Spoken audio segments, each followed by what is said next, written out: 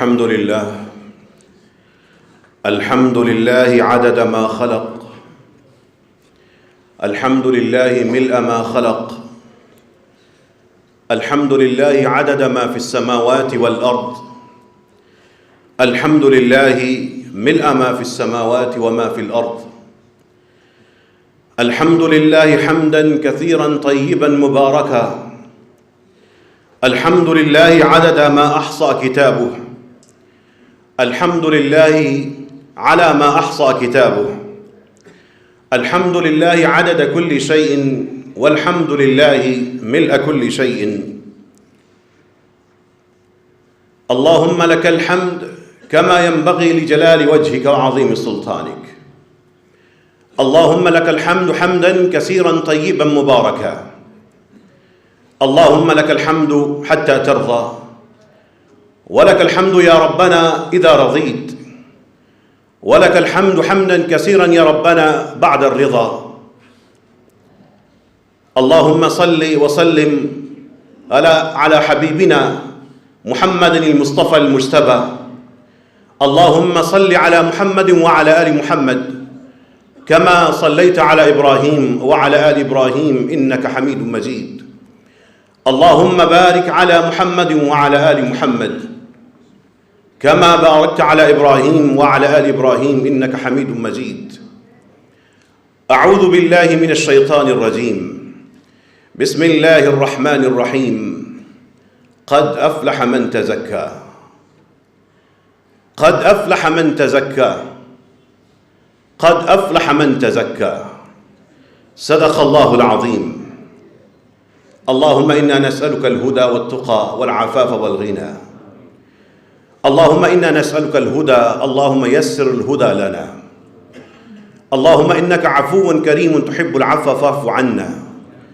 اللهم إنك رحيم فارحم موتانا واشف مرضانا. اللهم إنا نسألك شفاء عاجلا لمرضانا. اللهم طهر قلوبنا من النفاق، وأعمالنا من الرياء، وألسنتنا من الكذب، وأعيننا من الخيانة، فإنك تعلم خائنة الأعين وما تخفي الصدور. حضرت علی کی بات سنیے رضی اللہ عنہ، اور اس کو رمضان میں اور رمضان کے بعد اپنی زندگی کا دستور بنا لیجئے. رسول اللہ صلی اللہ علیہ وسلم کی رشتہ داری اور ان کی گھریلو تربیت، حضرت علی زندگی کا نچوڑ بتا رہے ہیں، اپنے بیٹے کو سمجھا رہے ہیں. یا بنیا، پیارے بیٹے، احذر من ان یراک اللہ عند معصیۃ. پیارے بیٹے، اس بات سے چکنے اور خبردار رہنا کہ اللہ تعالیٰ تمہیں کسی گناہ کے کام میں دیکھ لے. بس یہ بات سمجھ گئے تو رمضان اور غیر رمضان ایک ہو جائے گا. احذر من ان یراک اللہ عند معصیۃ. اس چیز کے بارے میں چکنے رہنا کہ اللہ تعالیٰ تمہیں گناہ کی حالت میں پائے. وَيَفْقِدَكَ عِنْدَ طَاعَةٍ.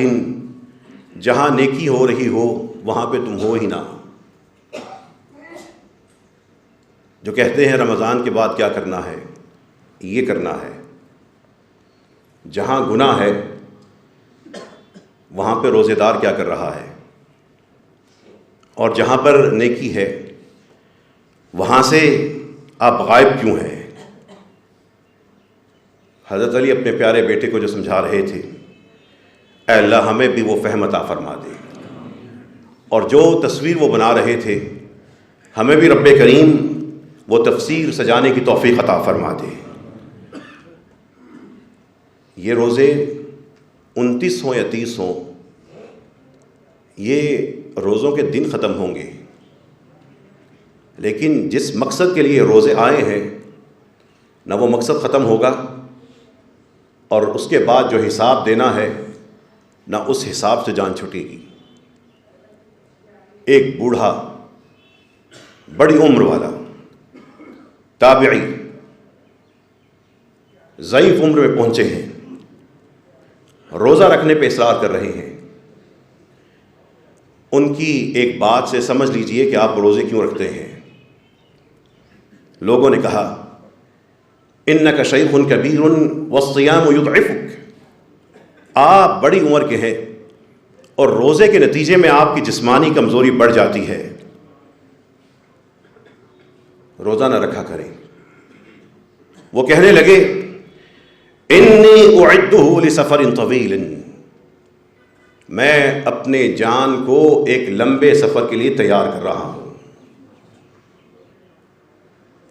یہ جو آپ روزے رکھ رہے ہیں آگے لمبا سفر ہے، یہ مہینہ 29 یا 30 کا ختم ہو جائے گا، ہم میں سے کسی کی زندگی میں رمضان پھر نہیں آئے گا،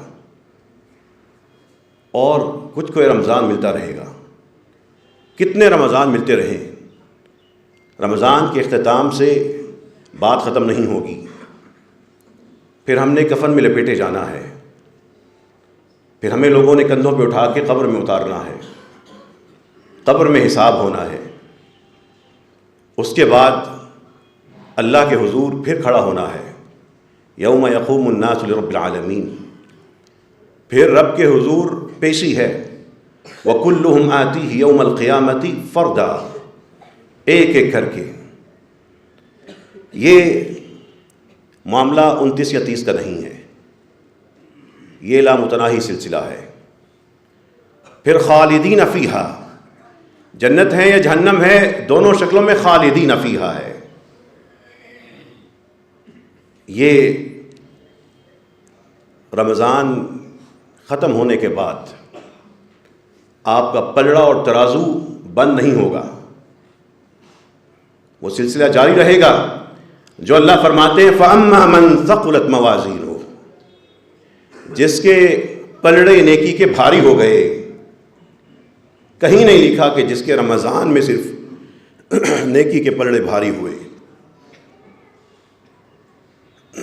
رمضان ہو یا غیر رمضان، یہ فکر کیجئے گا کہ میں جو کر رہا ہوں وزن کدھر ڈال رہا ہوں، پلڑا کون سا بھاری کر رہا ہوں۔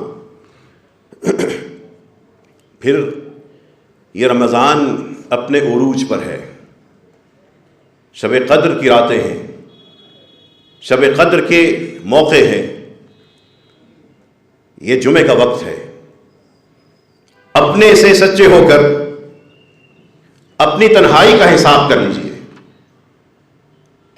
رسول اللہ صلی اللہ علیہ وسلم فرماتے ہیں لَأَعْلَمَنَّ أَقْوَامًا مِّنْ أُمَّتِي يَأْتُونَ يَوْمَ الْقِيَامَةِ بِحَسَنَاتٍ أَمْثَالِ جِبَالِ تِهَامَةَ بِيضًا، میں اپنی قوم میں سے، اپنی امت میں سے ایسے لوگوں کو جانتا ہوں، قیامت کے دن تہامہ پہاڑ، چمکتا ہوا تہامہ پہاڑ جیسے وہ خوبصورت اعمال لے کے آئیں گے۔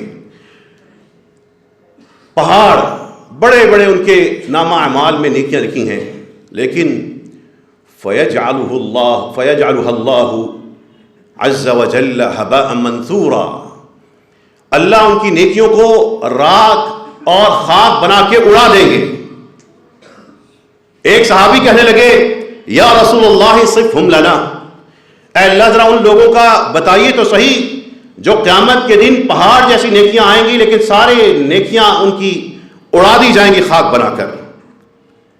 ہو سکتا ہے اللہ کے رسول ہمیں پتہ ہی نہ ہو، ہم اس میں شامل ہو جائیں۔ آپ صلی اللہ علیہ وسلم نے فرمایا اما انہم اخوانکم ومن جلدتکم، وہ تمہارے بھائی ہیں، وَيَأْخُذُونَ مِنَ اللَّيْلِ كَمَا تَأْخُذُونَ، راتوں کو ان کے قیام بھی ایسے ہی ہیں جیسے تم کرتے ہو۔ خرابی کہاں سے شروع ہوتی ہے؟ وَلَكِنَّهُمْ أَقْوَامٌ إِذَا خَلَوْا بِمَحَارِمِ اللَّهِ انْتَهَكُوهَا، لیکن ایسے لوگ ہیں تنہائی میں جا کے اللہ کی حرام کردہ چیزوں کا پرخچ اڑا دیتے ہیں،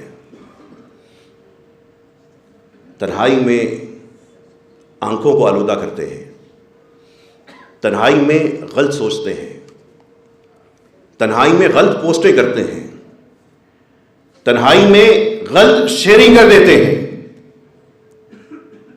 رمضان کے 29 یا 30 دنوں کا معاملہ نہیں ہے،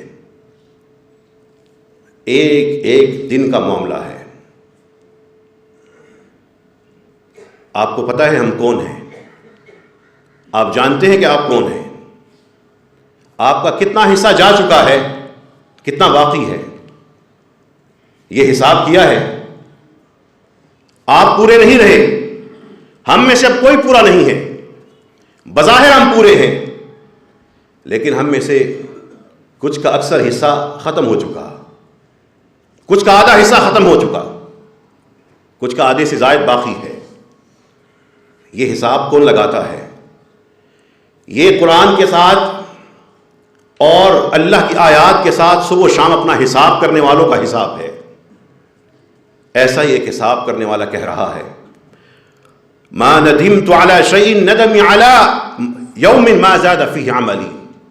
ابن مسعود کہتے ہیں رضی اللہ عنہ، مجھے آج تک کسی معاملے میں اتنی شرمندگی نہیں ہوئی جتنی شرمندگی مجھے اپنی زندگی کے اس دن پہ ہوتی ہے جس میں میں کوئی اپنے نیک اعمال نہ کر سکوں۔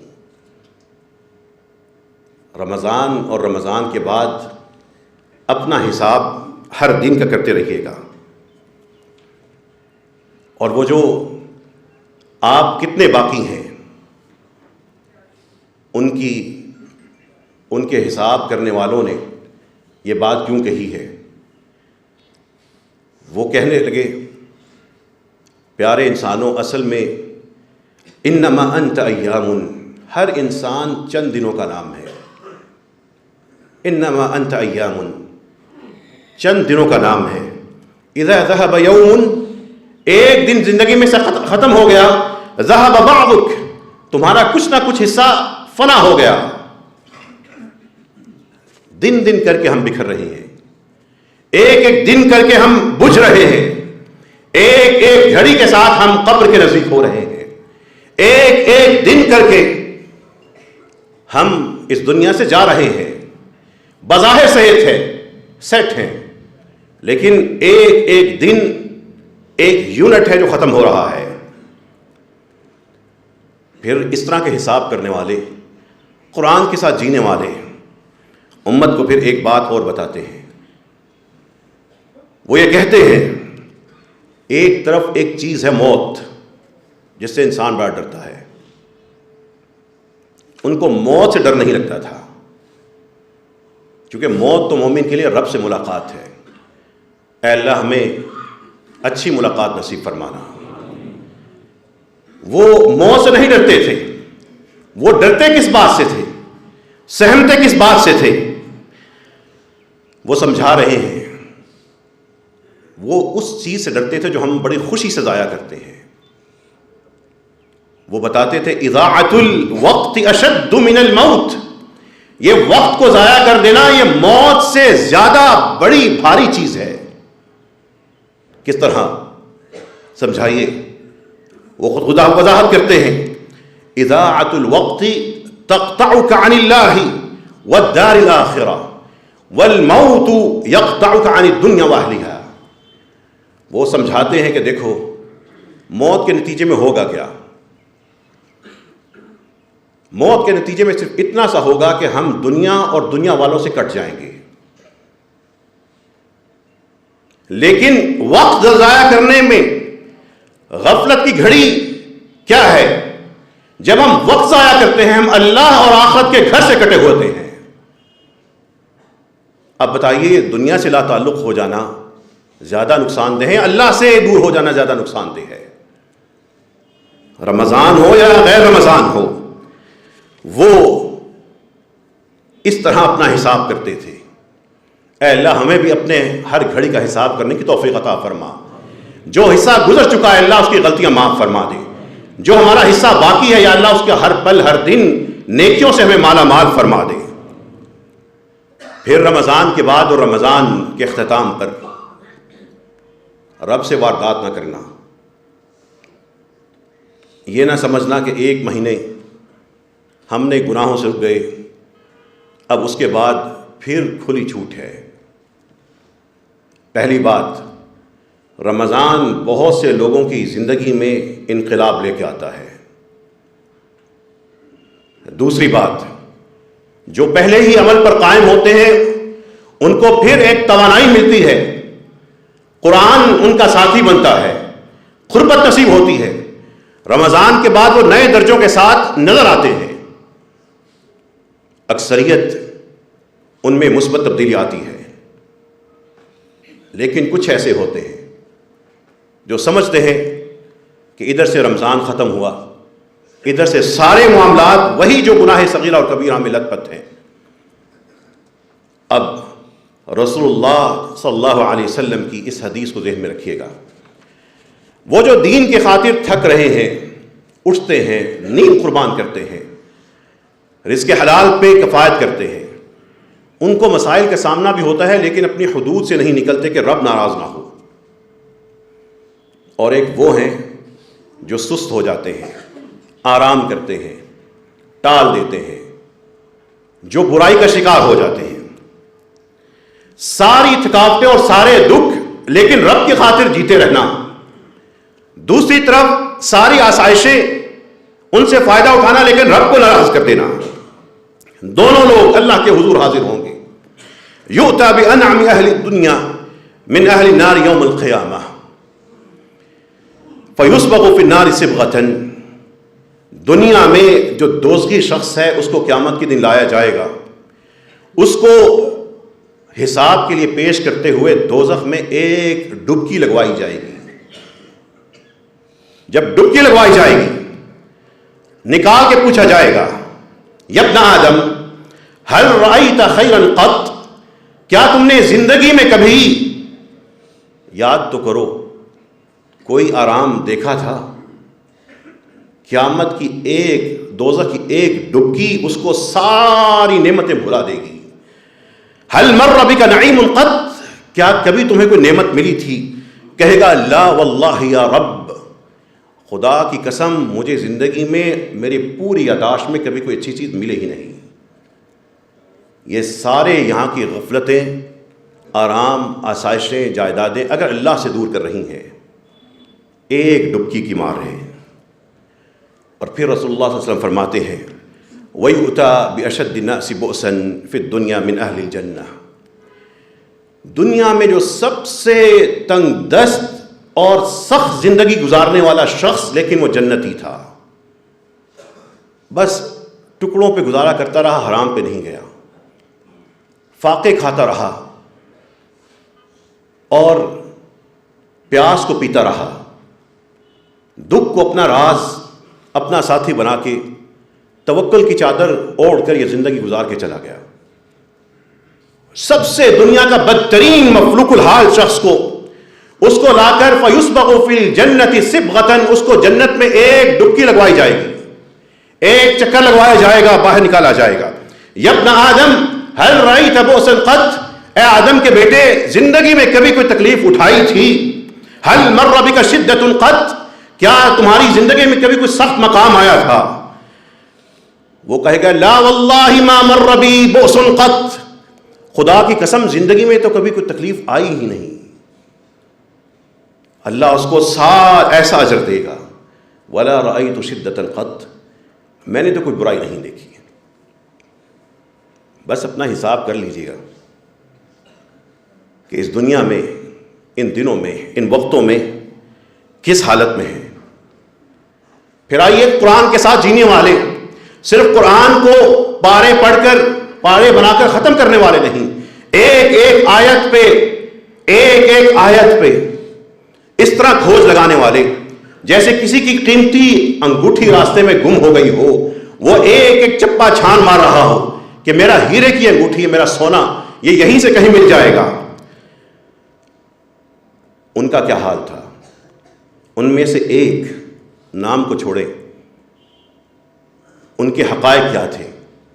ان میں سے ایک اذا اوى الى فراشہ، جب بستر کی طرف جاتا تھا، کانہ حبۃ علی مقلاۃ، جس طرح فرائی بان کے اوپر کوئی چیز تلنے کے لیے انڈا ڈال دیا جائے اور وہ تکلیف کے ساتھ اس آگ کی شدت کی وجہ سے تڑپتا ہے، اس طرح تڑپتے تھے اور کہتے تھے اللہم ان جہنم لا تدعونی انام فیقوم الی مصلاہ، اے اللہ جہنم کے تذکرے مجھے اس بستر پہ سونے نہیں دیتے، کھڑے ہو کے نماز شروع کر دیتے تھے۔ یہ جو قرآن میں جہنم کے تذکرے آتے ہیں، اللہ ہمیں ایسے منظر نہ دکھائے، دنیا کی آگ کے منظر بھی نہ دکھائے، لیکن یہاں سے 1 کلومیٹر کے فاصلے پہ برن یونٹ ہے پمس ہاسپٹل میں، کبھی اس کی ایمرجنسی میں جا کے کھڑے ہو جائیں۔ دنیا کی آگ میں جھلسے ہوئے جب لوگ پہنچتے ہیں ان کا حال کیا ہوتا ہے۔ اے اللہ ہم سب کو ایسی آفات سے محروم فرما دے، اے اللہ ہم سب کو ایسی آفات سے بچا کے رکھنا۔ وہ جہنم کے تذکرے پڑھ پڑھ کر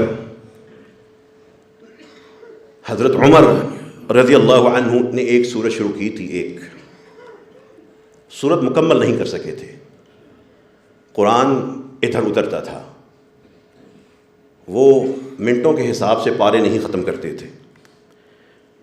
ابن عمر نے سورۃ المطففین شروع کی، ایک آیت آ گئی، یوم یقوم الناس لرب العالمین، جس دن لوگ رب العالمین کے سامنے کھڑے ہوں گے، فبکا، رونے شروع ہو گئے، حتی خر، یہاں تک کسی کیفیت میں بے ہوش ہو گئے، گر گئے، نہیں پڑھی جاتی۔ یوم یقوم الناس لرب العالمین، جب بندے کی بیٹی اس کے ساتھ کھڑے ہو جائے گی، رب مجھے جہنم میں کیوں ڈال رہے ہیں؟ بے پردگی کی وجہ سے، بے نمازی ہونے کی وجہ سے۔ اے اللہ میرے باپ نے مجھے نماز نہیں بتائی تھی، اے اللہ میرے باپ نے مجھے پردہ نہیں بتایا تھا۔ اس وقت وہ باپ کیا کرے گا؟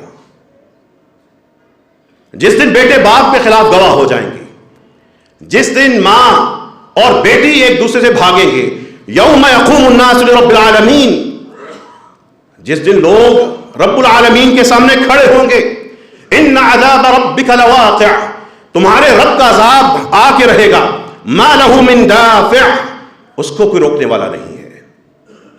وکلہم آتیہ یوم القیامۃ فردا، اس دن ایک ایک کر کے اس رب کے حضور پیش ہونا ہے۔ کیا کریں گے؟ یہ کہیں گے کہ رمضان میں بڑے نیک تھے، یہ حوالہ دیں گے کہ 29-30 روزے تک رحمان کے تھے، بعد میں شیطان کے تھے۔ رسول اللہ صلی اللہ علیہ وسلم ابن مسعود سے کہتے ہیں پڑھو، پسند ہے کسی اور سے قرآن سننا، وہ پڑھنے لگے۔ فَكَيْفَ إِذَا جِئْنَا بِأُمَّةٍ فَكَيْفَ إِذَا جِئْنَا مِنْ كُلِّ أُمَّةٍ بِشَهِيدٍ، اللہ کے رسول صلی اللہ علیہ وسلم سن رہے ہیں، رب کا پیغام اللہ کے رسول صلی اللہ علیہ وسلم کو مخاطب کر رہا ہے۔ کیا حال ہوگا جس دن ہم ہر امت میں سے ایک گواہ لے کے آئیں گے، وَجِئْنَا بِكَ عَلَى هَؤُلَاءِ شَهِيدًا، اور اس دن ہم ان لوگوں کے خلاف آپ کو گواہ پیش کریں گے۔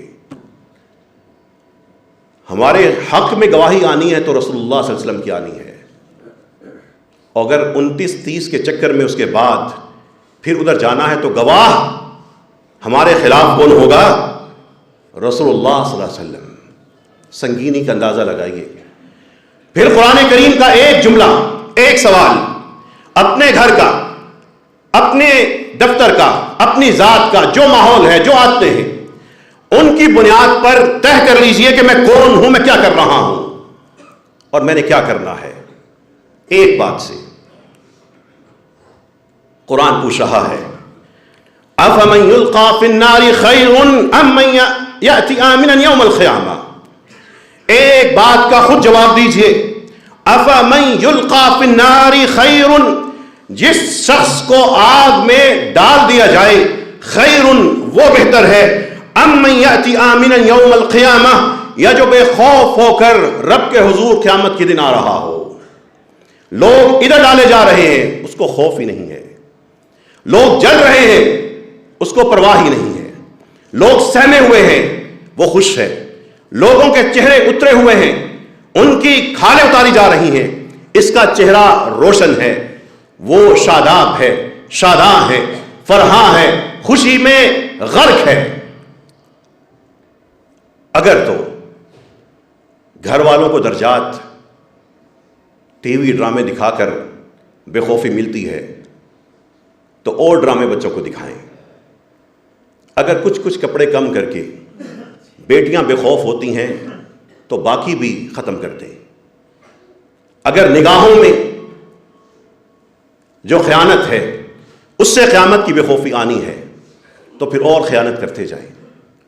قرآن کے جملے ہیں، لیکن اللہ تعالیٰ ایک پیغام دے رہے ہیں رمضان کی باقی 4 راتوں کے لیے اور زندگی بھر کے لیے. جو اس رمضان میں بھی کوتاہی رہی ہے، اور ہم میں سے کون ہے جو کوتاہ نہیں ہے، وہ رب کی طرف آ جائے. اللہ تعالیٰ بہت بڑا پیکج دے رہے ہیں، آفر دے رہے ہیں، اعلان کر رہے ہیں. الا من تاب وآمن وعمل عملا صالحا. جس نے 3 کام کر لیے زندگی جیسے بھی تھی. الا من تاب، سچی توبہ کر لی، اے اللہ میں وہ توبہ قبول فرما. وآمن، اور پکا سچا عملی طور پر ایمان والا بن گیا. وعمل عملا صالحا، اور ایک نیکی کرنا شروع کر دی. ایک کیا ہوگا اللہ؟ اے اللہ ہمیں پہلے تو دعا ہے یہ 3 کام نصیب فرما. اب اللہ تعالیٰ کیا کریں گے؟ سنیے پوری رحمت کے ساتھ، پوری رحمت اللہ تعالیٰ کی تصور کرتے ہوئے اس اعلان کو سنیے. فَأُولَئِكَ يُبَدِّلُ اللَّهُ سَيِّئَاتِهِمْ حَسَنَاتٍ. اللہ ان لوگوں کی سارے گناہوں کو نیکیوں میں بدل دیں گے. اے اللہ ہمیں بھی وہی توبہ، وہی ایمان اور عمل صالح نصیب فرما دے. پھر رسول اللہ صلی اللہ علیہ وسلم کی ایک بڑی ہی پیاری دعا کا ایک ٹکڑا آپ کے سامنے رکھ رہا ہوں. اس دعا کو چلتے پھرتے کثرت سے کیجیے، اور پھر دیکھیے گا زندگی میں اللہ تعالیٰ آپ کے لیے کیسے راستے کھولتے ہیں. آپ صلی اللہ علیہ وسلم کی اس دعا میں سے ایک ٹکڑا ہے، اللہم اہدینی، اے اللہ مجھے میرا رہنما بن جا. ہدایت دے نہیں، میری رہنمائی کرتا جا. ایک ہدایت ہوتی ہے وہ سامنے راستہ ہے، وہ بتانا ہوتا ہے. ایک ہوتا ہے راستے پہ لے کے چلنا. ہدایت کا مطلب یہ نہیں ہوتا کہ صرف راستہ دکھا دے، بلکہ ہوتا ہے اس راستے پہ میرے ساتھ ساتھ چل، مجھے چلا دے. اللہم اہدینی، اے اللہ مجھے ہدایت دے. اور دوسرا حصہ ہے وَيَسِّرُ الْهُدَى لِي. لوگ ہدایت مانگتے ہیں، لیکن اس جملے میں ہے اور اے اللہ میرے لیے ہدایت کو آسان کر دے. نماز آسان ہو جائے گی، قدم خود اٹھیں گے، صدقہ دینا شروع ہو جائے گا، گناہوں سے بچتا جائے گا، رب کے نزدیک ہوتا جائے گا. ایسے سجدے ملیں گے کہ اللہ کا قرب نصیب ہو جائے گا.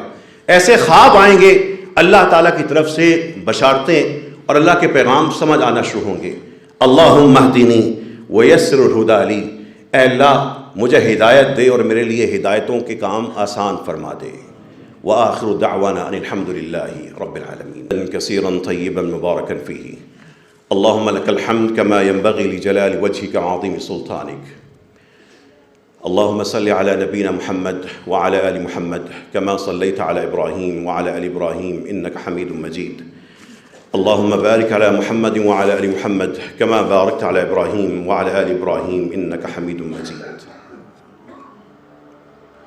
رمضان کے باقی دنوں میں اور پھر زندگی کی باقی گھڑیوں میں ایک خیال اپنے ساتھ رکھیے گا، آپ سب کی ایک کتاب تیار ہو رہی ہے.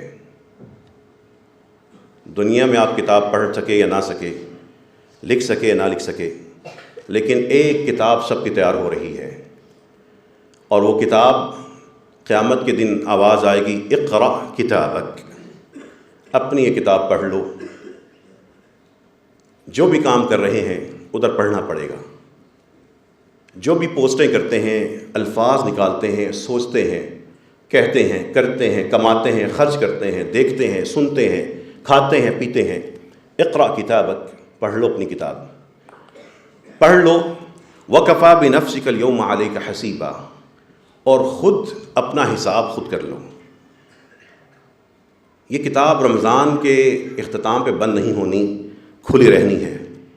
اور پھر اس کتاب سے ایک تعلق بدقسمت لوگوں کا ایسا ہونا ہے، اللہ فرماتے ہیں وَوُضِعَ الْكِتَابُ، کتاب رکھ دی جائے گی، فَتَرَى الْمُجْرِمِينَ مُشْفِقِينَ مِمَّا فِيهِ، اب جو مجرم ہوں گے اس کتاب کے اندر جو تحریر ہے اسے ڈر رہے ہوں گے، اور کیا کہیں گے، مَا لِهَذَا الْكِتَابِ، یہ کیسی عجیب کتاب ہے، لَا يُغَادِرُ صَغِيرَةً وَلَا كَبِيرَةً إِلَّا أَحْصَاهَا، اس نے کوئی چھوٹی بڑی چیز چھوڑی ہی نہیں، اس نے درج کر رکھی ہے. اللہ فرمائیں گے هَذَا كِتَابُنَا يَنطِقُ عَلَيْكُمْ بِالْحَقِّ، یہ رہا ہماری تیار کردہ تمہاری کتاب جو تمہارے سامنے سب کچھ صحیح صحیح کھول کے رکھ دے گی. اور وہ جو اللہ تعالیٰ کے فرشتے انسان کے ساتھ ہوتے ہیں وہ رمضان کی ڈیوٹی پہ نہیں آتے، اور رمضان کے بعد بھی یہی کیفیت رہتی ہے، وَإِنَّ عَلَيْكُمْ لَحَافِظِينَ، تمہارے اوپر نگہبان مقرر ہیں، کِرَامًا کاتبین، بڑے شاندار فرشتے ہیں لیکن لکھے چلے جا رہے ہیں، یعلمون ما تفعلون، جو تم کرتے ہو وہ جانتے ہیں۔ جو بھی کر لینا، صبح اگر لیٹ بھی اٹھیں گے فرشتوں نے لکھا ہوگا، رات سونے سے پہلے بری نیت کر لیں کہ نہیں صبح نماز پڑھنی، انہوں نے لکھ لیا ہوگا۔ جان بوجھ کر اپنے آپ کو ٹی وی وغیرہ میں مصروف رکھا، فجر کی پرواہ نہ کی کہ چلے ٹھیک ہے رات کو جب ٹی وی بند کر کے سو جاؤں گا، لکھیں گے کہ بندے کا نماز کی پلاننگ ہی نہیں تھی۔ یہ صرف رمضان کے لیے چھٹی پہ نہیں آتے۔ اللہ تعالیٰ سے دعا کیجیے اللہ ہمیں یہ احساس عطا فرما، ہماری کتاب ہمارے حق میں گواہ بنا دینا۔ اے اللہ جو قرآن کی ہم آیتیں سنتے ہیں ان کو ہمارے خلاف گواہ نہ بنانا۔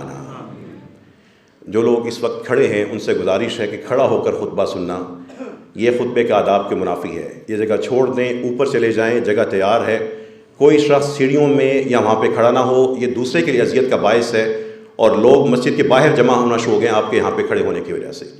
اوپر سارے حال میں صفیں بچھا دی گئی ہیں، اس لیے اوپر چلے جائیے۔ یہاں پر ایک مسئلہ سمجھ لیجئے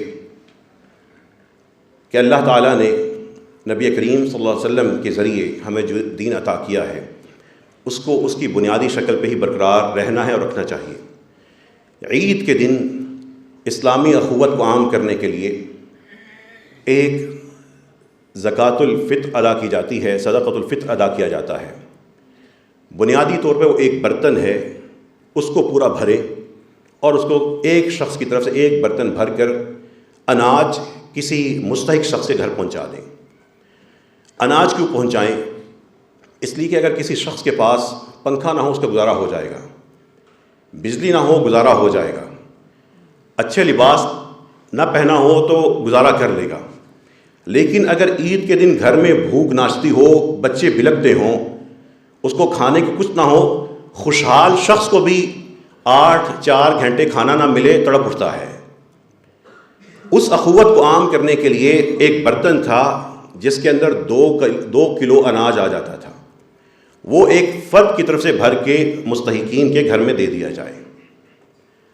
اب شہری زندگی میں لوگ اس کی قیمت نکال کر جمع کروا دیتے ہیں، نقدی کی شکل میں بھی کسی کو دینا جائز ہے، لیکن جو حکمت ہے انہا طعمہ، وہ کھانا ہے فقراء کے لیے اس دن۔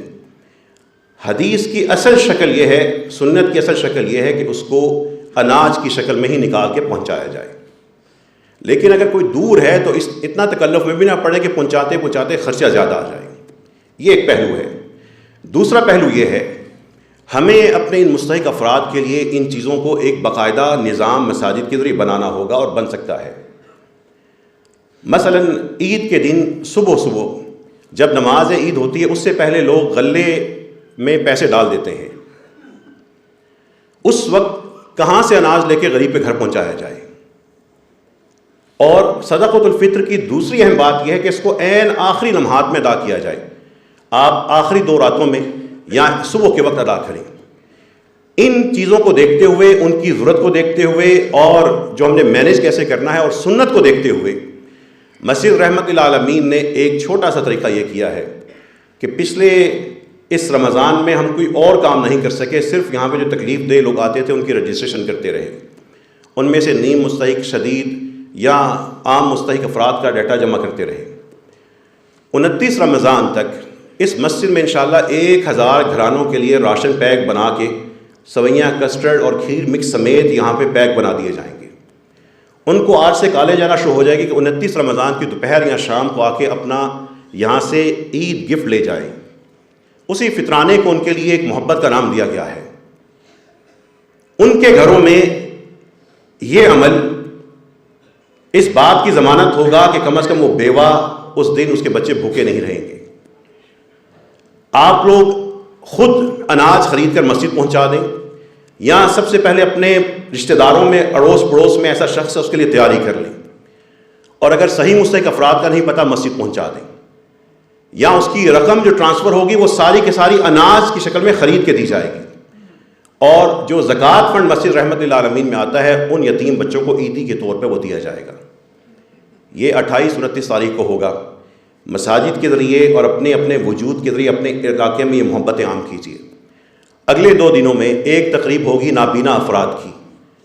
یہاں پہ 100 سے زیادہ نابینا افراد آئے تکلیف میں ہیں، ان کے لیے عید کے گفٹ ہوں گے. پھر تھیلیسیمیا میں مبتلا بچے ہیں، ان کے لیے ہوں گے.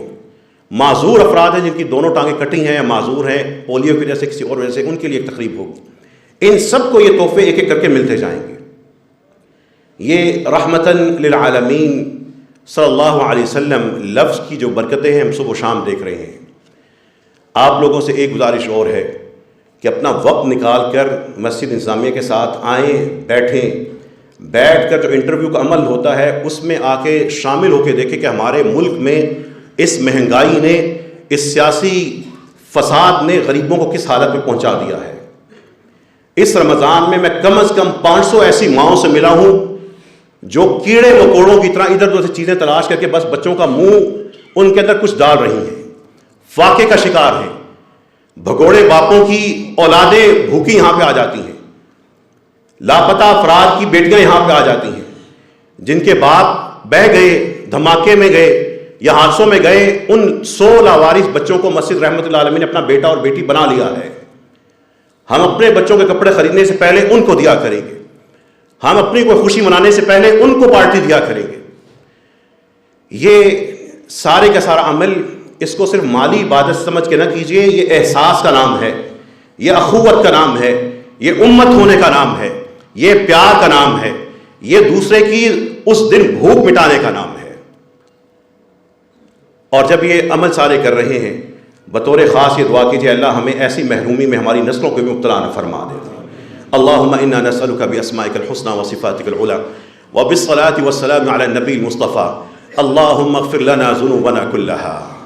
اے اللہ ہم سب کے تمام گناہ معاف فرما دے، دقہا وجلہا واولہا وآخرہا وعلانیتہا وسرہا.